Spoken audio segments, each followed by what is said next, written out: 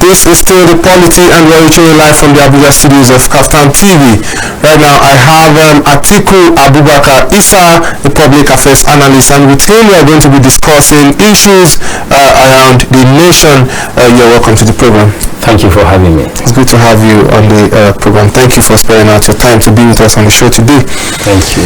And quite a lot has been happening around the country, from the killings in Delta State to budget padding, and a lot going on in Kogi State at the moment where you come from. But I want us to still talk about the Delta killings, where we've seen the president of the Senate, Godswill Akpabio, made an insinuation that it could have been the handwork of mercenaries. The killings could have been carried out by mercenaries. What do you make of this position by the Senate president? Do you think it's a deliberate attempt to kind of sway the narrative of the whole situation on ground now, considering the fact that I was listening to the commissioner of police in Delta State just this morning, and from his submissions, it tells that the Nigerian police in Delta State have not been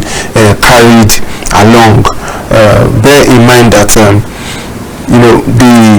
the duty of maintaining internal security should be that of the Nigerian police, not the military. What are your thoughts on the whole situation at this moment? Well, let me start by saying that I disagree with the Senate President. And the Senate President is a man we know who has questionable character, and as such he politicizes everything. He has no respect for any institution, and for even the lives of those distinguished military officers who lost their lives.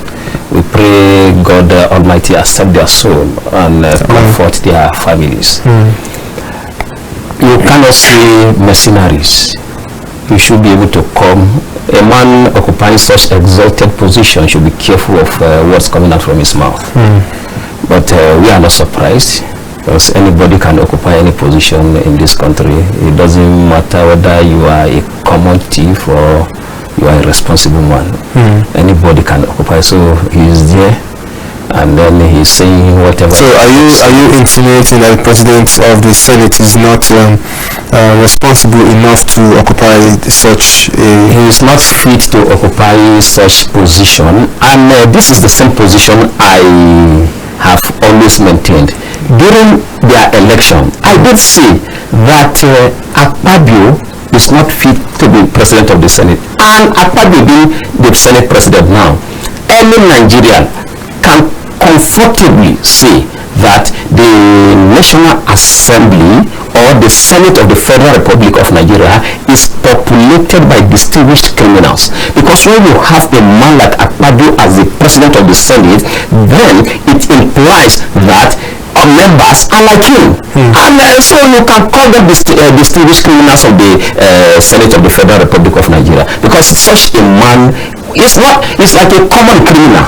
This is so you see, from the budget coming out, you can call him a common criminal. How do you preside over such a budget in a country that people are facing economic crisis? And then you are bringing one borehole over 100 million for one borehole. But at the end of the day, this talking about this budget, I want us to still go back to narrow this discussion back to the Delta killings. But at the end of the day, you mentioned the budget, presiding over that budget. But then, if you take a look at it, everything is still on the level of allegation, and the popular saying that he who alleges must prove. Is still on the level of allegation. Now there has been no proof to say that this amount was suspiciously added to the budget, and through illegal means that can be termed as a padding. So what are your thoughts on this? So let me tell you, not only the National Assembly, as it is today, I have maintained this position and I'll still repeat the same thing. Nigeria will never move forward. It's not a cause. Will never. What are the reasons for this? You have irresponsible men and women in the executives. You have distinguished and honorable criminals in the National Assembly. But how can you be a criminal?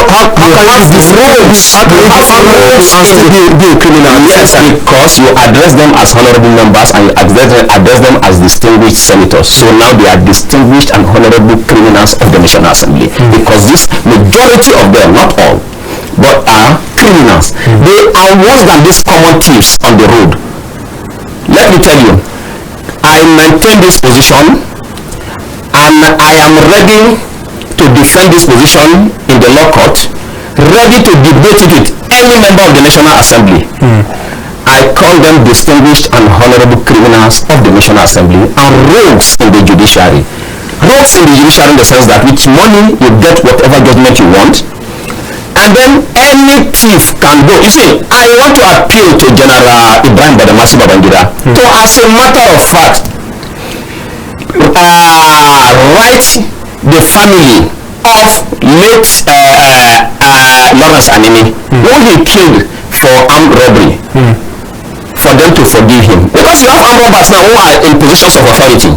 Why should you now kill somebody for armed robbery when you have worse armed robbers in positions of authority in the country? Who are these people in the National Assembly and the executives? Look at what you are hearing. FIRS, one person divert $2 billion into a school account. You hear, what do you need all this money for? So now let's take it back to the Delta killings. The Delta killings is regrettable, but it will still happen. Why did you say so? It will happen again because as at this time in this country, we need leadership that those with character will be best of upbringing, so as to be able to mold the character of the follower.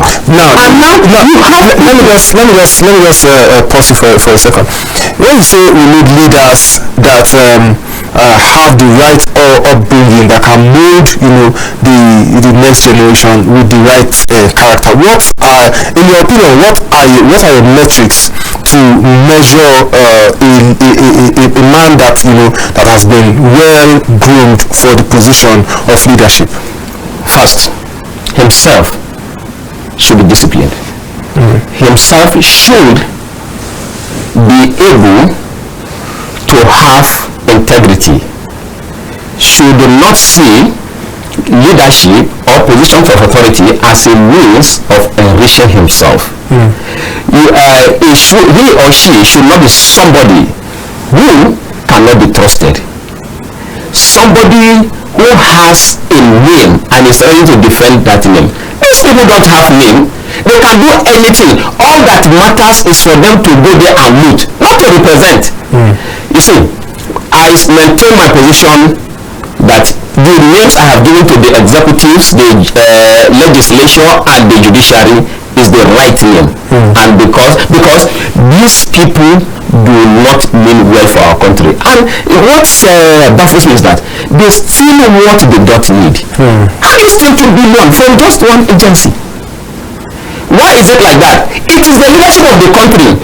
By their action, they have affirmed that when you are given position, you have been given the license to loot. So if you don't even loot, Nigerians look at you as if you are not, something is wrong with you. That is what the leadership of this country has defined for people. It is what they have, that is what they have arranged on ground, that when you come to office, you just have to follow. But then let's still go back to the Delta, to the issue, the burning issue in Delta State. At the moment, I was listening to the Commissioner of Police this morning, and he said till now, he has not him as the Commissioner of Police of Delta State has not been able to gain access to the Okwama community due to the presence of the military men there to have a real-time assessment of the situation of things there. And he also made some disturbing statements that as a commissioner of police, as a Nigerian police that forms one of the arms of the security agencies of Nigeria, they need to get some kind of permit from the military to be able to gain access to the place. Till this very moment, the permit for pressmen there has been at the very minimal level. What are your thoughts on this? Do you think there's so much? Are you thinking there's more to the story on ground that's what meets the eye? I'm not surprised. You see, the various security agencies are even the ones making the country ungovernable. We have, and I want to agree with what Nnamdi Kanu said in one of his viral video, that the security agencies are accomplices. That is also my own position. They want the insecurity to continue so as to increase their budgetary allocation for them to continuously loot the country and bring this country down. They are the real criminals also. They say all the security agencies are criminals. That's a very big indictment. All of them are criminals. No, but then that's a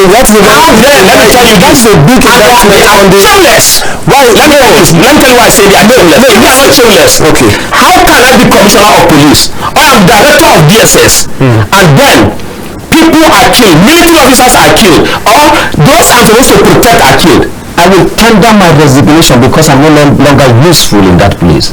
I cannot preside over a place where I am not responsible or I do not have anything to offer. I'm not foolish. I'm not an idiot like these people. That's why I've always told people I have children.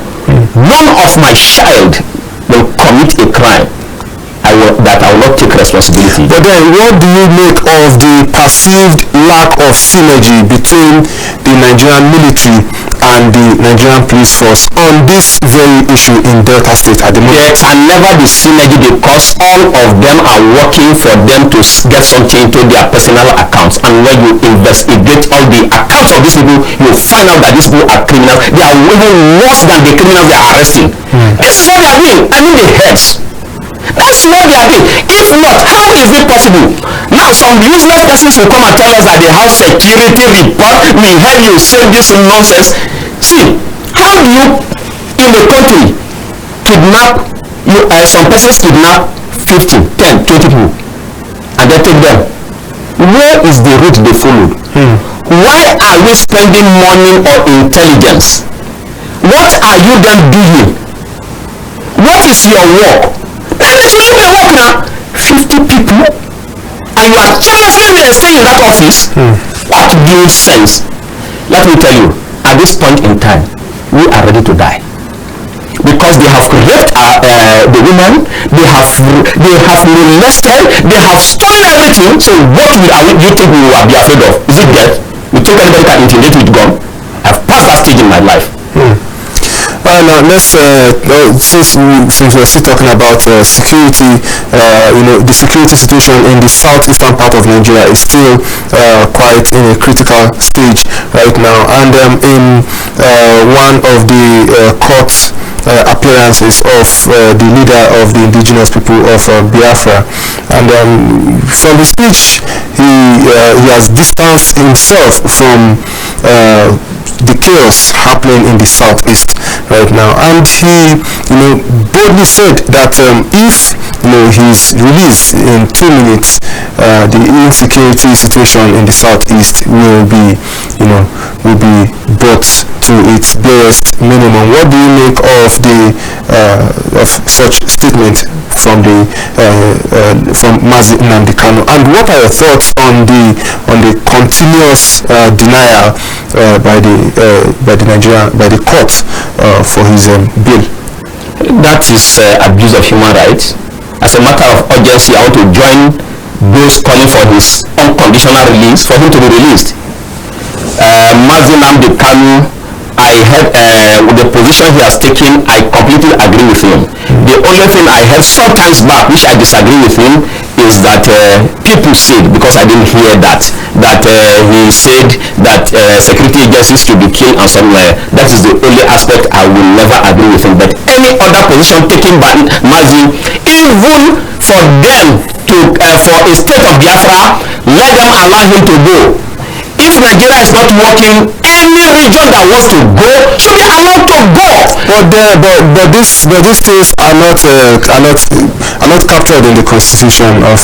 The constitution should be amended. That's what we are calling for. It should be amended and then let Nigeria work. Those who want to move fast should be allowed to move fast. Those who want to remain behind and continue to live like slaves should be allowed to live like slaves. Those who want to move forward should be allowed to move forward. But do you think Mazi Nnamdi Kanu can actually put a sustainable solution to the security situation in the southeast at this moment, but taking him by his words yesterday? Yes, then he should be released. If he cannot do that, then he should be asked why he said he was going to do something that he has not been able to do. He should be released. He said when he is released, and they have not released him. So meaning they want the insecurity to continue, and he has achieved the security agencies, which is my own position. Because it's not possible. How can you have the guns, you have the training, and then everywhere in the country there's insecurity. There's nothing you are doing, only for them you see them shamelessly calling for meeting and then taking tea, and then you are seeing their skin glowing like the skin of young ladies. And these are men who are supposed to preside over the security of the country, and then you take these people as serious. They are the ones destroying the country. And then you have politicians who are very irresponsible. That's why I say the irresponsible men and women in the executive. These are the people that are leading the country, and that's why I have continuously maintained they can never. Don't even waste your time to pray. God is a God of orderliness. He is not confused. It's not confused the way Nigerians are confused. You cannot just be praying. Now, this is the analogy I always give. You want to become a medical doctor. You did not go to school, or you went to school, you did not read, and then you are praying. How then will you become a medical doctor? The first step is for you to study hard. Then you are enrolled in the medical college. You study hard before you pray. But when you don't study hard and then you are praying, God will never answer your Nigerian's prayer. He will never, and Nigeria will never grow. If we continue in this way, one person will look to a billion naira, the presidency will cover the person, better you do, they have covered. All of them, look at the chief of staff to the president, all of them are the same. Look at the one that calls himself the minister for FCT. He's always disgracing and embarrassing Nigerians, because and that's the face of Nigeria. Look at the person Tinubu made minister for FCT. For God's sake, how do you make such a man minister? The face of Nigeria. Alright, now viewers at home, our phone lines are now open. You can now call in to make your contributions and also ask your present questions. The phone lines you can call in is scrolling on your screen right now. Please do well to call us on the show. You have 60 seconds to do that. So now let's talk about you made mention of the executive right now. Let's talk about the presidency. Let's talk about the President Bola Ahmed Tinubu's administration as a whole. We all know how things have turned out since the inception of this very administration, and over time there has been a lot of promises. There has been a lot of reassurance from the presidency, and just recently the president made mention to the fact that things will take a better turn in the nearest future. Let's take this call before I complete my question. Hello, good afternoon. Hello, good afternoon. We lost that. Do to call again and make sure your network is in good condition. So, like I was saying, there has been a lot of assurances from the presidency that in the coming months things will take a new turn. Things will turn around for good for Nigerians. Do you believe this administration have what it takes, have the will, the political will? They have the empathy to be able to turn things around and make life more bearable for Nigerians? But we have to take this call first. Hello, good afternoon. Good afternoon. Please tell us your name and where you're calling from. I'm calling from the Niger State. What's your name, please? My name is Anoke. Anoke, please speak on. We can hear you. The issue of the state of the nation. If any region believes that Nigeria is not working, and because of that they want to go on their own, my advice is that they should allow to go, so that Nigeria can now take time and do what is necessary for themselves. We can hear you. Speak on, we can hear you. Okay, thank you very much for your call and contribution. So, like I was saying, do you think this administration have the willpower, the political will to turn things around for Nigeria? First of all, let me say that the president has the capacity, the willpower, but doesn't have the empathy. The empathy. When you say does not have, when you say he has the capacity, he has the willpower, but does not have the empathy. Can you juxtapose these two claims? Yes. Ordinarily, if he wants, he has the experience, the knowledge, the political knowledge, the understanding of Nigeria, having been in the struggle for a long time before assuming the office of the presidency. But his personal desire and his ways of life. If you're saying his personal desire and his ways of life, what do you mean by his personal? I want to understand what you mean by his personal desire and his ways to live large. He's always telling Nigerians to endure. Why is he not enduring? Why is he living larger than life? He is traveling across the globe with certain numbers of persons as if Nigeria is the richest country in the world. He is moving about. The executives himself has given license to the ministers, the director generals, and so on to spend extravagantly as if Nigeria is richer than the other country in the world. Let me hold you for a second again. Hello, good afternoon. Hello, good afternoon. Good afternoon. Please tell us your name and where you're calling from. Good afternoon. Please tell us your name and where you're calling from. I'm calling from a Akwa State. I'm on your Friday. Okay, please turn down the volume of your TV set and speak. Okay. Let me go down.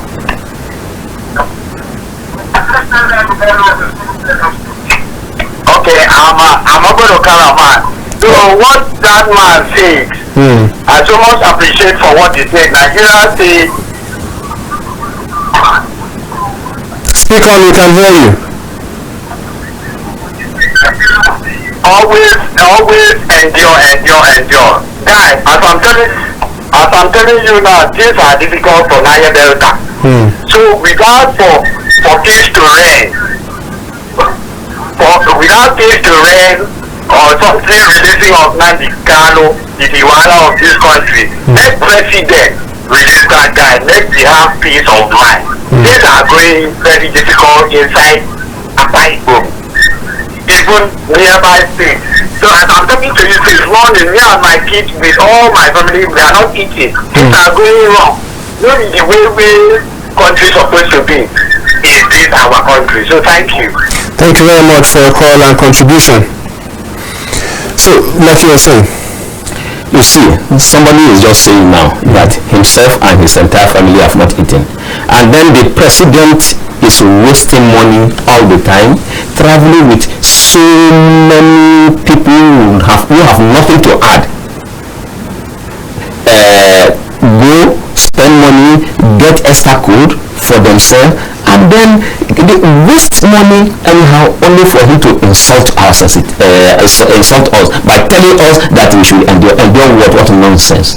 Endure what? How do you expect people to endure? He has been traveling around looking for investors. Let me tell you, it's not serious. The president is not serious. That's why I say he doesn't have empathy. He knows the right thing. He's not doing the right thing because he doesn't want Nigerians to enjoy. He wants Nigerians to continue to suffer. Maybe probably now he's thinking to be the richest man in the whole world. So that's why he is doing what he's doing, to continue to get more money for himself. That is the only position he can give to the president, because he has the knowledge, he has the capacity, but no empathy. Why do I say so? You see, he knows the right thing to do. You don't need to go and get investors. Let me tell you now, thank God for the governor of Abia State, Mr. Oti, whom we passionately love. And then Abians love him. Not only Abians, we also love him. See what he's doing in Abia State. Now in Aba, you have 24 hours provision of electricity. If you have that in the entire of the country, and then your refineries are working, you don't need to go and beg people. There are certain things you need to do locally for yourself. Investors will come. Let me tell you 3 things the president will do. Is he daft?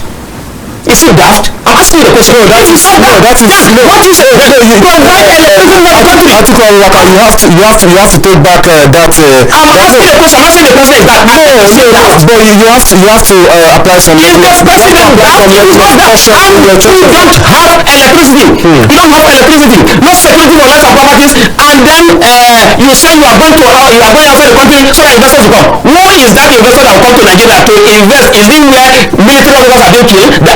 No responsible person will come to, nobody will come to Nigeria to invest. Your military men are being killed. And then you want somebody to come from outside the country to come and invest in the country where military men are being killed.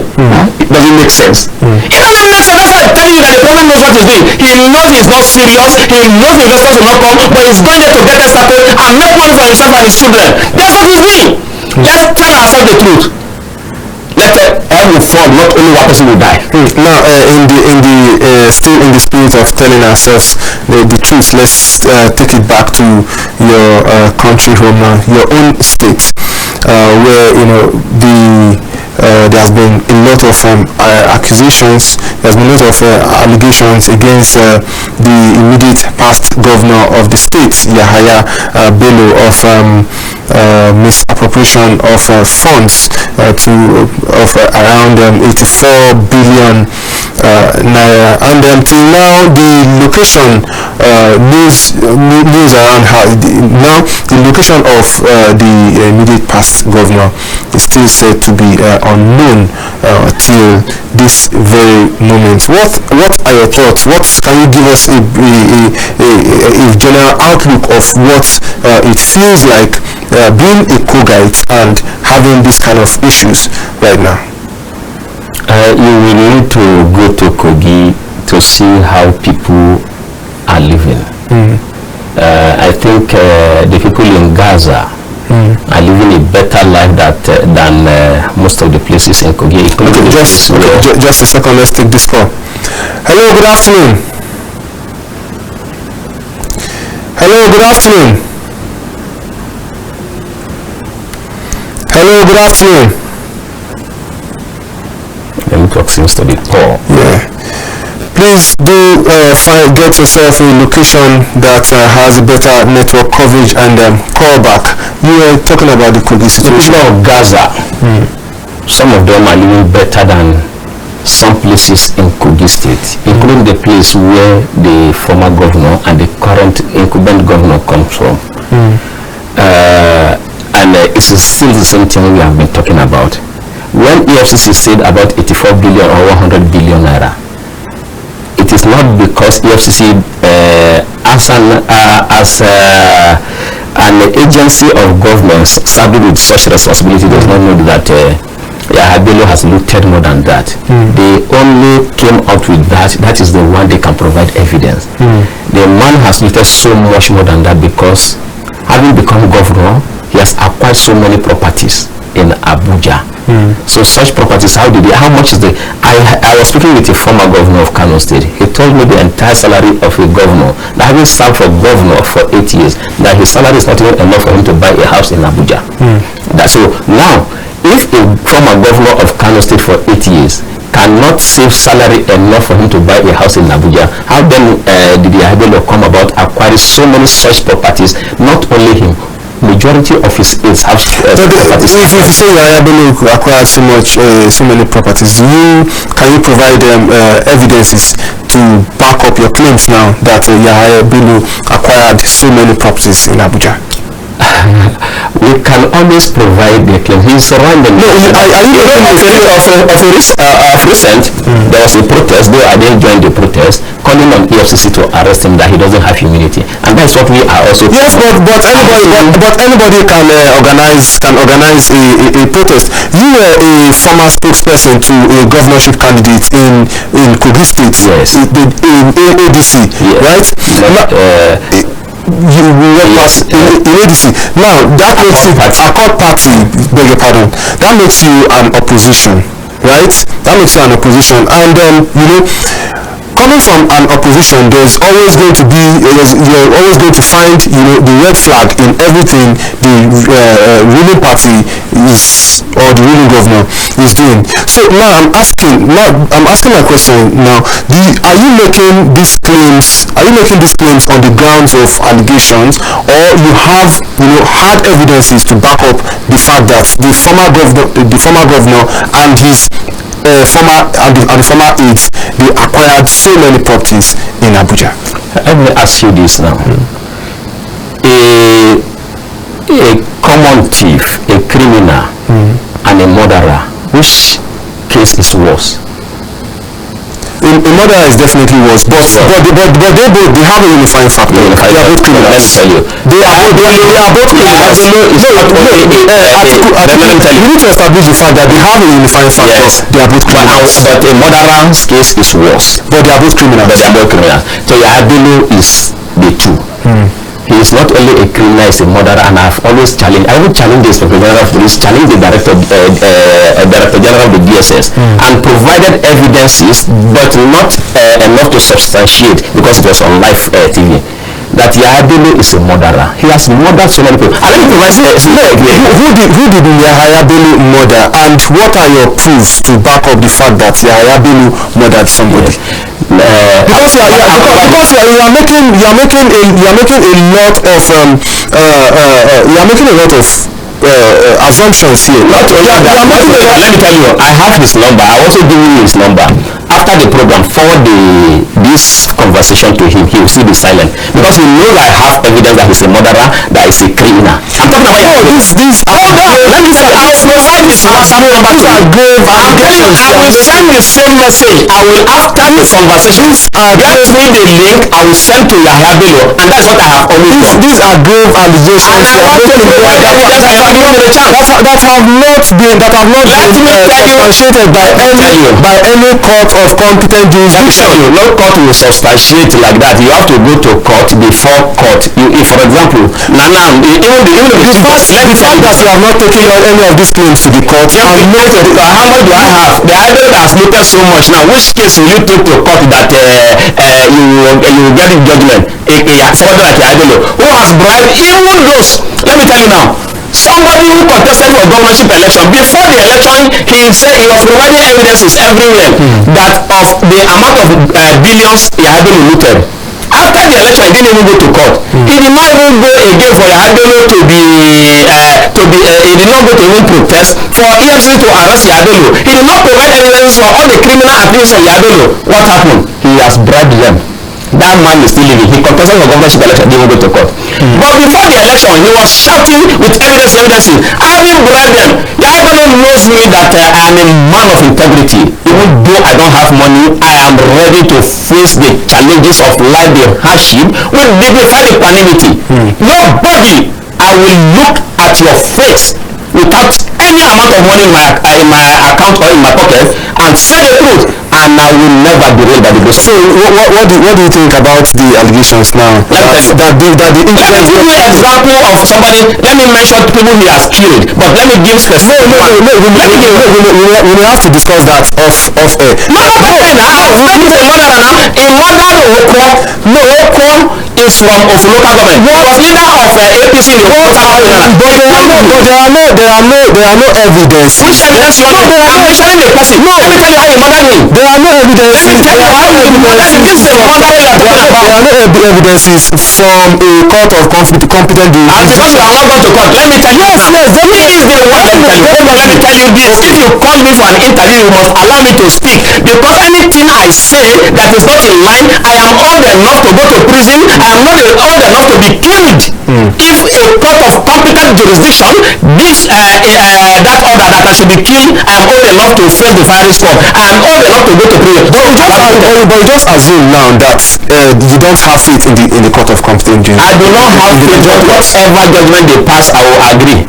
So why would you agree to the judgment from the court? You do not because I'm a Nigerian, and maybe if the case goes to the Supreme Court, and that's the highest court of the land, I will wait for them. All of us will meet God, and God will punish these judges if they give an error. But I don't believe in the judiciary. I will accept whatever judgment, but I will never agree. Okay, now because I don't have money to bribe them, and even if I have the money, I will never bribe them. And as such, I know I will never get judgment, because you need money to get judgment. And Adeniyi has the money, but even with his money, he's afraid. I have called him a murderer. I have called him a criminal, and I have all his numbers. If you send this number today, give me 1 week, I'll get the number. He's seeing all of this. He's the one to go to court and say, viewers at home, every opinion that has been expressed on this very show are solely that of the person from which the opinion has emanated. And on the final note now, what do you make of the claims now that the incumbent governor is harboring his predecessor and shielding him from being arrested in the Kogi State government house? In 2 minutes, because our time is fast. This one, we have a governor. This one is an errand boy now. The one in government house is an errand boy now. He's the one doing all the errand for Yahya Bello. And let me tell you this very quickly. Yahya Bello picked him because he knows he's not only unqualified, but also very unfit to occupy the position of a councillor in the world. Well, he was the commissioner of finance in this. No, not commissioner for finance. I'm from Kogi State. He's not the commissioner. He has never been commissioner for finance. He was only in charge of. He was auditor general for local government. He was auditor general. Anybody in that South Yahya government is an irresponsible person or a criminal. If you don't have any of these attributes, he will never give you the position. It is either you are a criminal, you have a case in a court, or the police or the security agencies are looking for you. He will not give you this now, so that you will not be loyal to him, or you are such an irresponsible person that you take whatever he says. Now, so I want you to speak to the allegations that the incumbent governor is shielding not shielding. He's in government house and is the governor of Kogi State. Let me tell you, anybody from Kogi State knows that if you want to get anything, you don't need to go to the official governor. You need to go to Yahya Bello, who is the authentic governor of Kogi State. This one officially is the governor, but who is actually carrying the activities, the work of a governor? He gives this one order to do whatever. In short, Yahya Bello can tell this one to divorce his wife, and he will do that immediately, because it's like a court. That's what is happening there. And these people, they are very fetish. Yahya Bello is very fetish. Thank you very much for your time. Thank you very much for your expressions on the program today. We do hope to have you again some other time. Thank you. Available. Thank you so much. And this is where we draw the curtain on today's episode of the program. Do want to join us again, same time, same station tomorrow. My name remains Francis Adeniyi. Have a good day.